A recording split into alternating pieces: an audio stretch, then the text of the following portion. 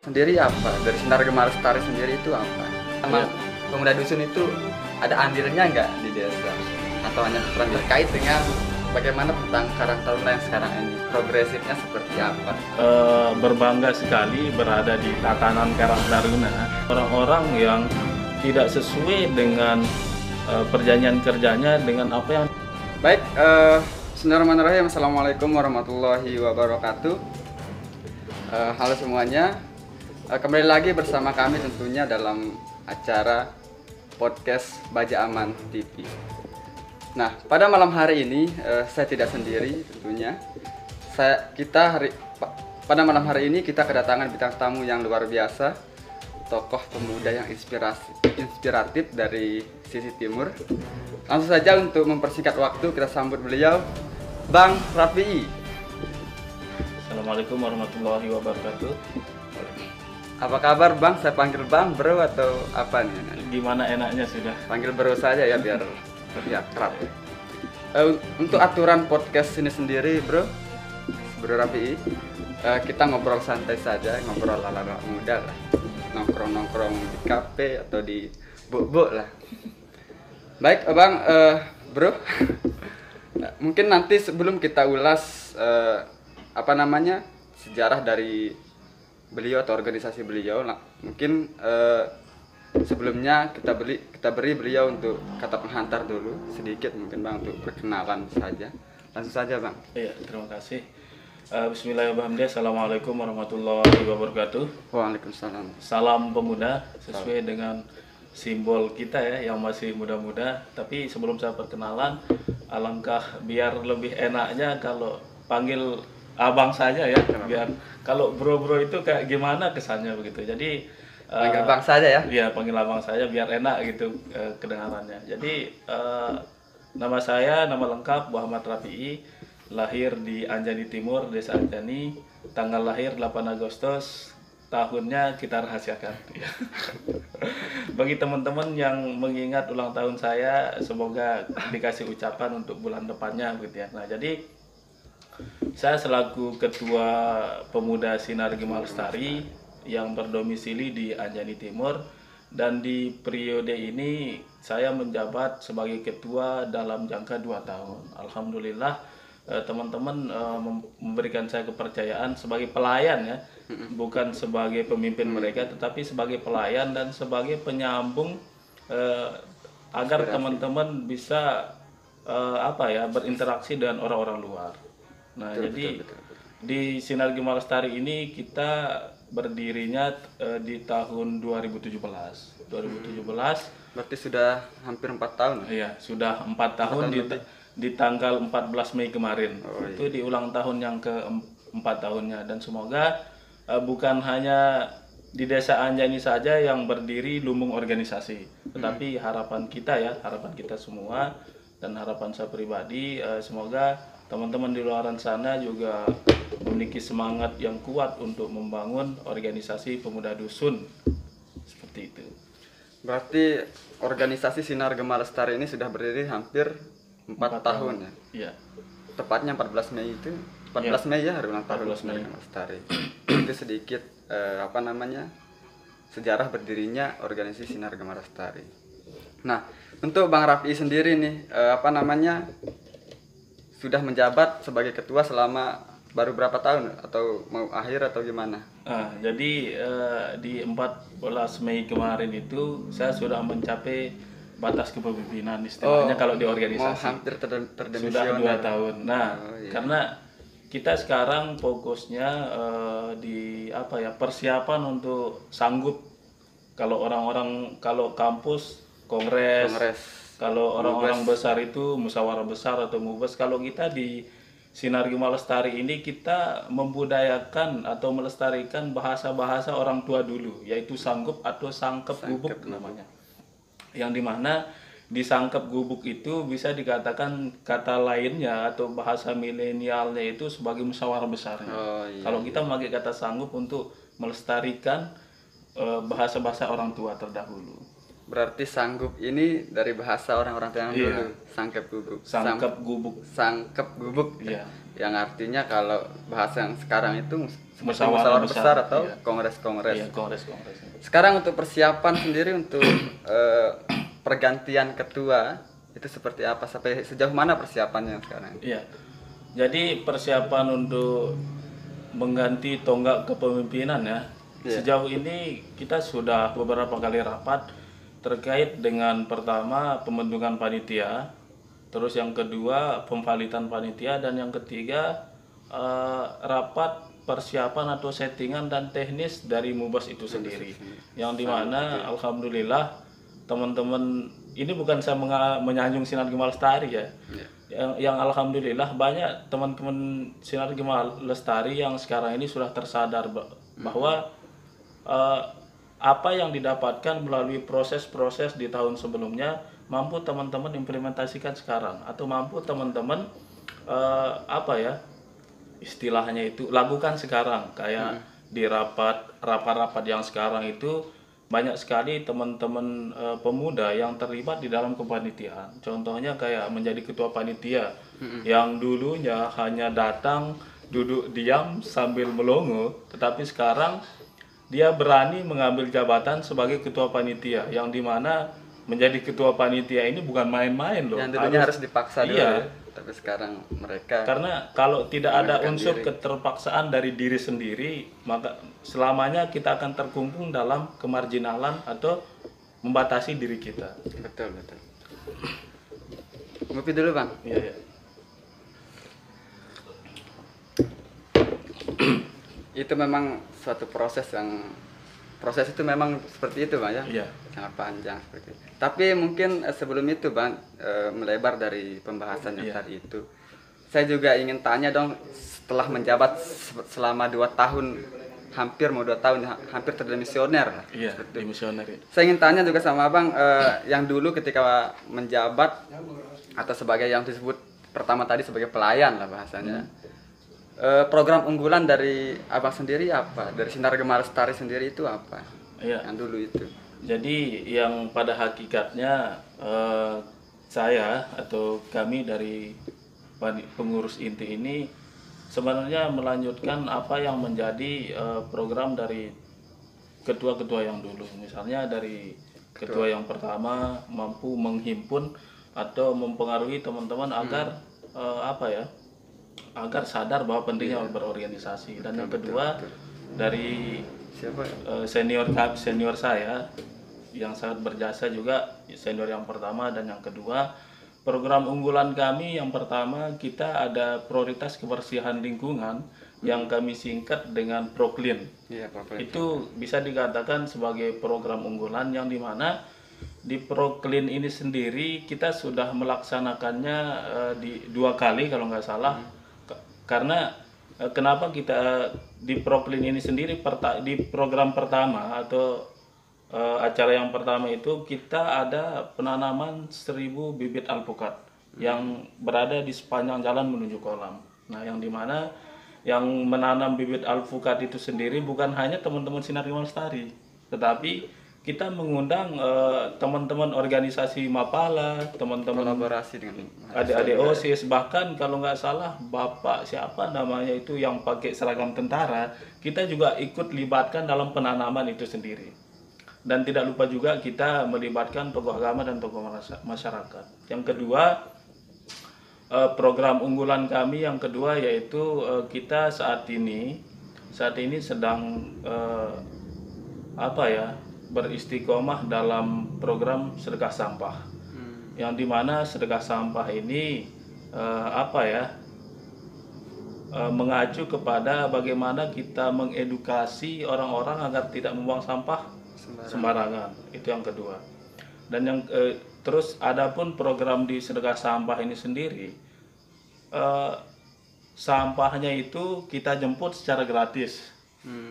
Dengan catatan kita menyediakan karung untuk masyarakat yang dimana pengambilannya itu kita 2 minggu sekali di hari Jumat itu pengambilannya, dan hasil penjualannya itu pertama kita untuk santunan anak yatim, dan yang kedua untuk orang-orang tua jompo. Hasil dari sedekah sampah. Hasil dari penjualan sedekah sampah. Adapun cara sosialisasinya, alhamdulillah ada tokoh agama kita yang di sana ketika pengajian itu langsung disosialisasikan.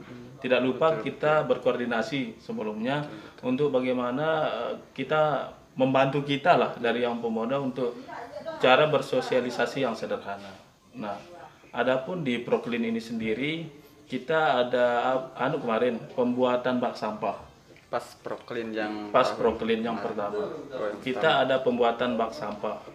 Dulu juga seperti itu di masanya Mantum Ahmad Subandi. Kita ada pembuatan bak sampah juga dan kita bagikan ke masyarakat yang notabene penghasil sampah terbanyak. Misalnya tuh kios, dagang-dagang, itu yang kita khususkan.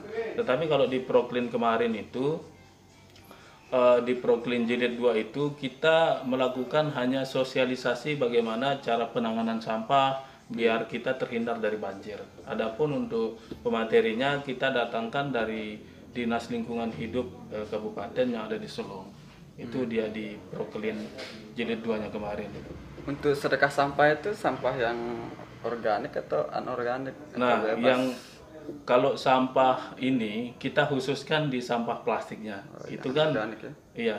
Sebenarnya semua sampah ini ada nilai jualnya. Kalau kita pikirkan seperti non organik sebenarnya ada sebagai pupuk misal, itu yang sebenarnya. Tapi kita khususkan dulu di sampah plastiknya dulu karena sampah plastik ini sendiri tidak bisa dileburkan dalam jangka 10 atau 20 tahun. Sangat sulit terurai. Butuh beratus-ratus tahun. Nah, dari sana kita berangkat agar tidak terjadi pencemaran lingkungan, ya khususnya di kami ya. Khususnya di kami di Sinar Gema Lestari, agar tidak ada pembuangan sampah yang sembarangan, terutama kepada adik-adik yang biasanya beli pop es langsung buang. Gitu kan, apalagi ibu-ibu yang membeli teh Rio misalnya dibawa pulang, tapi sekarang tidak setelah diminum tidak dibuang, tetapi setelah diminum sampahnya itu diisi ke karung lalu dikasih ke pemuda untuk sumber sebagai jalan untuk orang-orang bersedekah, karena hanya bersedekah itu tidak hanya dengan uang. Makanya kita menamakannya sedekah sampah.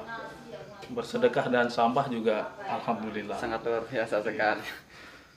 Sederhana memang seperti sedekah sampah ini, tapi dampaknya itu sangat luar biasa. Apalagi itu lebih untuk ke kaum duafa dan anak yatim.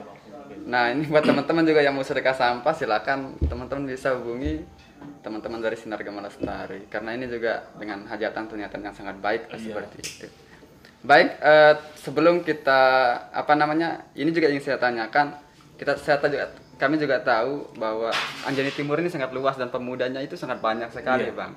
Nah, kira-kira bagaimana cara Bang Rafi'i sendiri atau Pak Ketua sendiri menjalin komunikasi dengan teman-teman pemuda yang sangat banyak itu, atau dengan luas, wilayahnya sangat luas lah di Anjani Timur. Nah, kira-kira untuk cara Abang sendiri untuk menjalin komunikasi dengan pemuda-pemuda atau dengan anggota itu bagaimana? Tapi sebelum itu Bang, sebelum menjawab pertanyaan tadi, kita rehat sejenak dulu setelah yang satu ini.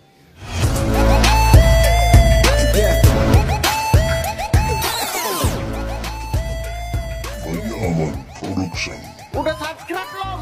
Kalau belum ya subscribe lah, dan jangan lupa nyalakan loncengnya.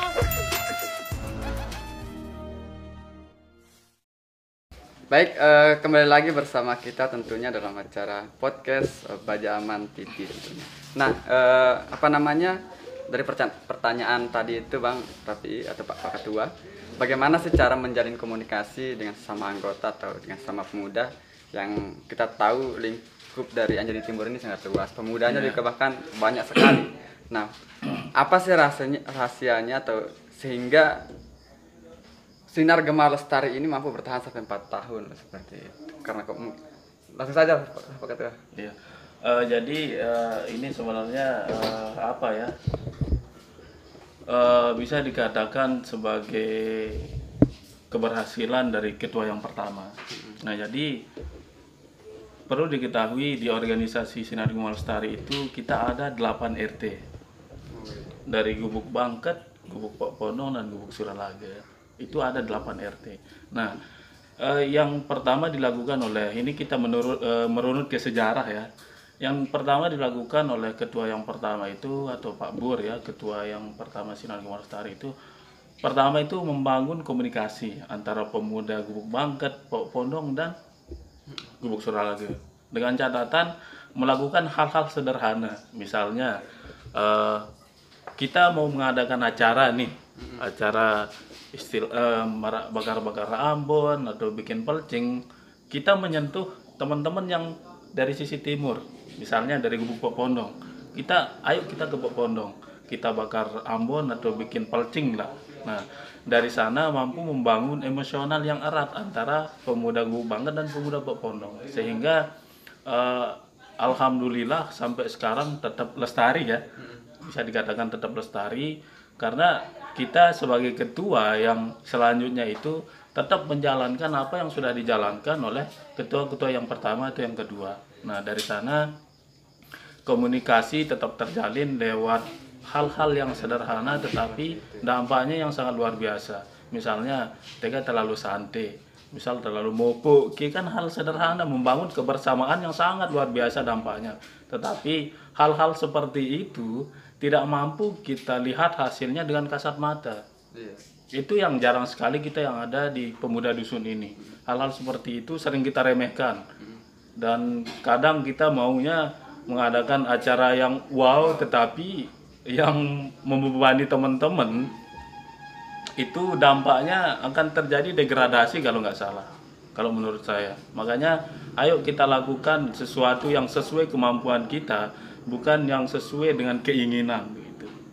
Itu sih sedikit cara kami menjalin komunikasi antar pemuda Gubuk Bangket, Pok Pondong, dan Gubuk Suralaga. Alhamdulillah sampai sekarang bahkan bukan pemudanya yang tetap kita jalin komunikasi, bahkan orang-orang tua juga, kayak orang-orang berpengaruh kayak Pak RT itu, kayak Pak RT, Pak Kiai, tetap kita jalin komunikasi yang baik. Tokoh-tokoh agama. Iya, karena orang-orang tokoh itu sangat berpengaruh juga. Betul sekali. Itu teman-teman ya, cara teman-teman dari Sinar Gumul Lestari untuk menjalin komunikasi dengan cara itu tadi, dengan cara yang sederhana tapi dampaknya itu sangat nyata, seperti itu. Baik, kita lanjut untuk pertanyaan berikutnya. Mungkin Pak Ketua, saya ingin tanya terkait dengan lebih ke desa. Nah, kira-kira nih Pak Ketua, peran pemuda dusun di desa itu kira-kira sejauh seperti apa? Kira-kira memang pemuda dusun itu ada andilnya nggak di desa, atau hanya berperan di dusun saja? Iya. Karena kita ketahui memang Pak Ketua Karang Taruna juga ada, gitu kan. Nah, saya ingin tanyakan kira-kira andil dari pemuda dusun itu di desa seperti apa? Terima kasih. Ini pertanyaan yang cukup berkelas ya, kelas tinggi lah istilahnya.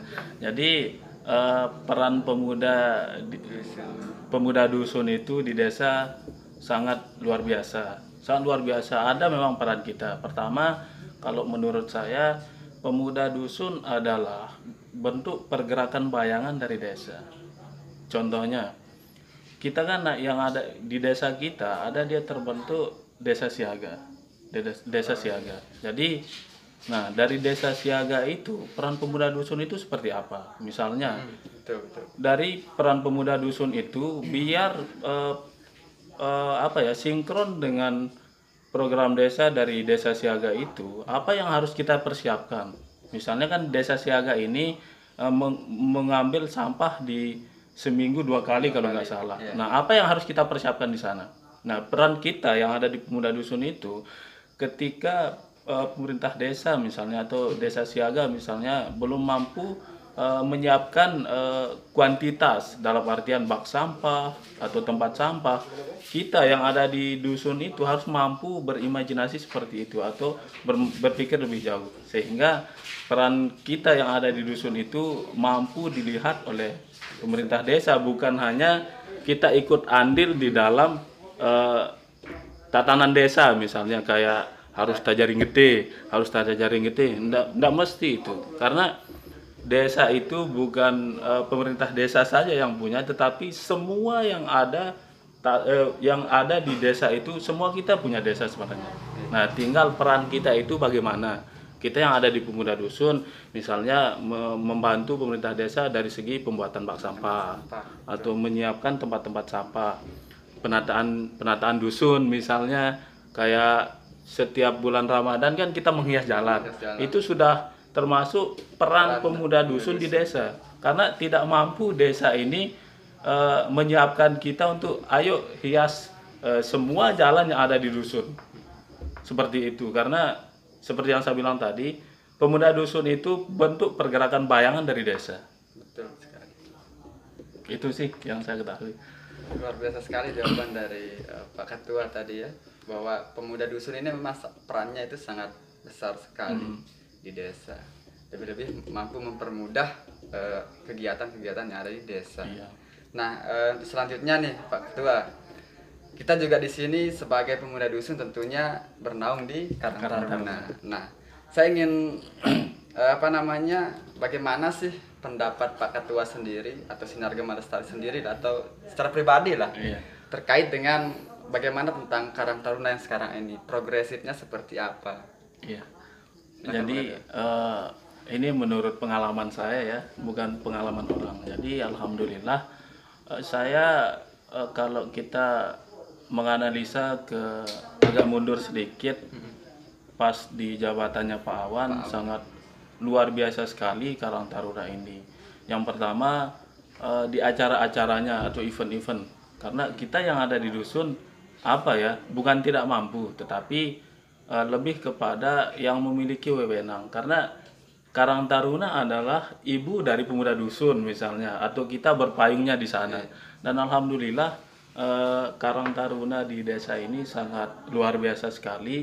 Pertama dari segi pemberdayaan pemuda misalnya, seperti yang saya ikuti kemarin itu di program LKP-nya, pelatihan komputer itu kan di LKP itu sendiri pesertanya bukan teman-teman Karang Taruna, tetapi setiap pemuda dusun. Itu di kader misalnya, istilahnya di kader, untuk bagaimana nanti teman-teman yang di kader atau yang dilatih ini mampu menjawab tantangan di masa depan. Misalnya seperti yang kita ketahui sekarang, kalau kita mau masuk birokrasi, kita harus memiliki dasar pengetahuan komputer misalnya. Nah, di sana mampu teman-teman Karang Taruna menyajikan kita wadah untuk belajar seperti itu. Karena yang kita ketahui, notaben kita di kepemudaan ini ada yang lulusan SD, bahkan ada yang tidak sekolah misal, bagi yang tidak mampu. Nah, dari sana Karang Taruna mampu menganalisa kekurangan-kekurangan dari kita yang di pemuda ini, sehingga mampu menciptakan atau menyajikan tempat-tempat pelatihan. Dan kalau yang sekarang alhamdulillah juga Pak Ketua ya, bisa dikatakan Pak Ketua sangat antusias dan religius sekali, karena beliau kan bisa dikatakan ustadz kita selaku di Karang Taruna atau ketua kita di Karang Taruna, mampu memberikan siraman-siraman rohani ketika bertemu, siraman-siraman rohani yang mampu membangkitkan semangat ya atau kerohanian kita untuk bagaimana menguatkan spiritual kita di masing-masing individu. Dan saya sangat sangat berbangga sekali berada di tatanan Karang Taruna. Saya juga berada di tatanan Karang Taruna di divisi lingkungan dan pariwisata.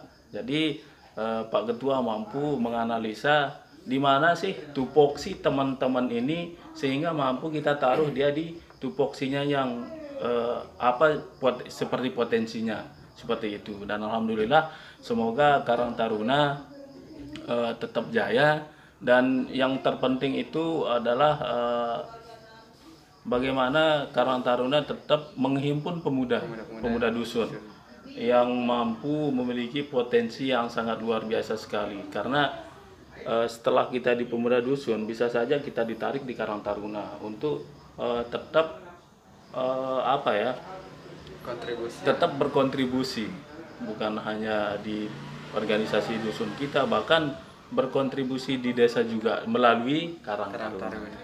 Seperti itu. Karang Taruna itu memang sebagai apa ya, wadah untuk teman-teman pemuda dusun. Iya. Seperti itu. Baik, kita sudah di penghujung acara teman-teman. Mungkin terakhir buat untuk Pak Ketua sendiri, mungkin apa sih harapan dari Pak Ketua terkait dengan mungkin pemuda dusun lah. Harapan buat kita juga, seperti yang kita ketahui banyak sekali pemuda dusun yang bermunculan sekarang. Iya. Contohnya pemuda yang ada di Anjani Barat Baru, namanya itu Permata Permata Baru Baru. ya, Permata Baru. Sangat banyak sekali pemuda-pemuda dusun yang ada di desa Anjani. Bahkan setiap dusun pemudanya itu ada. Ada. Nah, kira-kira harapan dari Pak Ketua dengan terkait ke pemuda-pemuda dusun itu seperti apa? Ya, harapan saya sebenarnya mungkin sama ya, kayak harapan Bang Ami selaku ketua dulu juga di Baja Aman, yang dimana semoga teman-teman pemuda yang belum tersadar akan pentingnya berorganisasi itu tersadar. Jadi boleh kita ngomong sedikit ya. Enggak Ini apa-apa. adalah contoh. Contoh, Ini adalah contoh yang real yang mampu teman-teman lihat. betul. Sebuah proses apa sih yang kami lalui sehingga kami berada di titik seperti ini. Nah, jadi prosesnya silakan teman-teman tanamkan dalam diri tetap mengikuti proses, tetap mengikuti alur dari organisasi itu sehingga nanti setiap proses yang teman-teman jalankan akan membawa teman-teman pada titik yang sangat luar biasa. Saya ingin karena kita di Sinar Gema Lestari tetap melakukan diskusi per minggunya. Jadi semoga teman-teman organisasi lain juga melakukan hal seperti ini. Karena di diskusi ini sendiri sangat besar sekali manfaatnya, Bang Ami. Pertama, dari diskusi itu kita mampu meningkatkan kapasitas. Dan yang kedua, dari diskusi itu kita mampu mengubah mindset atau pola pikir. Dan yang ketiga, dari diskusi kita mampu mengubah karakter. Dari yang kita jarang menghargai atau menghormati orang ketika berbicara, maka lewat berdiskusi itu, itu juga yang kita dapatkan. Ketika pemateri berbicara, tidak mungkin kan kita berbicara. Nah, dari sana kita mampu menghargai orang. Ada kata-kata yang saya ingat, ini kata-kata yang sering diberikan oleh selaku ketua Mapala dulu ya, Wasis Tala, yang sering memberikan kami wejangan dulu. Jadi beliau berkata ketika closing statement, lebih baik menanggung lelahnya belajar hari ini daripada menanggung kebodohan di masa depan. Jadi ketika teman-teman ingin menanggung kebodohan di masa depan, ya duduk diam di rumah, main HP, maka apa yang kita kerjakan hari ini adalah menjadi penentu masa depan kita kelak. Betul. Kalau teman-teman tetap berproses di Sinar Gema Lestari, ya bukan di Sinar Gema Lestari ya, di organisasi masing-masing, mohon maaf.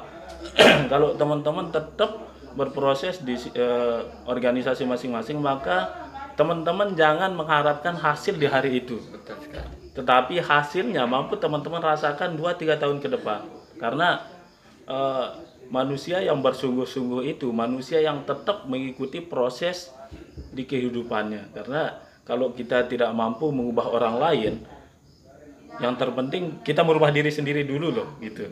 Nah, jadi harapan saya semoga banyak teman-teman yang tersadar akan pentingnya berorganisasi, terus manfaat dari berorganisasi, ya seperti yang teman-teman lihat sekarang kayak senior saya ya, Saudara Nendi. Itu adalah hasil dari organisasi. Iya, betul sekali. Kedua, Ganda Firman. Hasil dari organisasi itu mampu kita berbicara di depan orang banyak. Dan alhamdulillah kita juga saya juga sama teman-teman yang lain berproses di lembaga sosial desa untuk mengadvokasi orang-orang yang tidak sesuai dengan perjanjian kerjanya dengan apa yang dirasakan di negeri rantauan. Itu yang kita anu sekarang. Itu yang kita Itu yang saya masuk di sana juga, dan alhamdulillah itu adalah berkat, bukan apa ya, bukan keinginan, tetapi berkat saya berproses di organisasi. Itu sih harapan saya, semoga banyak yang tersadar dan semoga lebih banyak yang terbentuk lagi organisasi pemuda di Desa Anjani, biar pertama mengurangi angka kriminal, yang mengurangi bentrokan, lebih ke pasnya mengurangi hal-hal yang negatif seperti itu. Betul sekali Pak Ketua. Tadi harapan dari Pak Ketua, semoga teman-teman pemuda tersadar akan pentingnya berorganisasi. Memang inti dari organisasi itu pasti butuh waktu, butuh ide, dan butuh proses. Proses. Karena proses itu nggak akan mengkhianati hasil. Mungkin hasilnya bukan sekarang, tapi 2 tahun ke depan. 2-3 tahun ke depan. Sama Pak Ketua tadi. Baik, karena bincang-bincang santuy kita sudah hampir 30 menit, Pak Ketua. Terima kasih sudah hadir di acara podcast Bajaman TV, Pak Ketua. Terima kasih kami sampaikan. Kami sejenak dari tim Bajaman TV sejenak undur diri. Terima kasih. Wassalamualaikum warahmatullahi wabarakatuh. Waalaikumsalam.